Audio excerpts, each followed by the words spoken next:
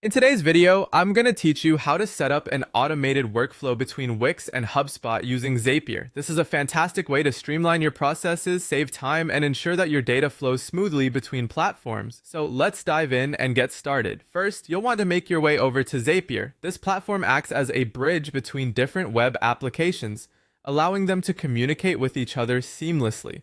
Once you're on Zapier's homepage, you'll need to click on the Create button. This option is usually located on the top right of the screen. By doing this, you're beginning the process of creating what Zapier calls a Zap. Next, you'll need to click on the Zaps tab. This tab is your gateway to setting up and managing all those nifty automations.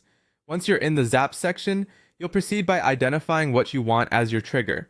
The trigger is essentially the event that sets off your entire workflow. In this tutorial, our trigger application will be Wix, so go ahead and click on Trigger. Now it's time to zero in on our trigger app. Go ahead and type Wix into the search bar. You'll see a list of options pop up, and you'll want to click on Wix when it appears. Once you've selected Wix, the next step is to click on Choose an Event.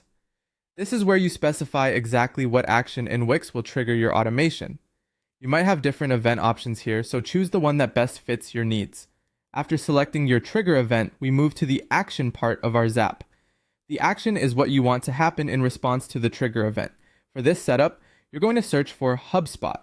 Enter HubSpot into the search bar and select it once you see it presented in the results. With HubSpot chosen, you'll again be prompted to choose an event.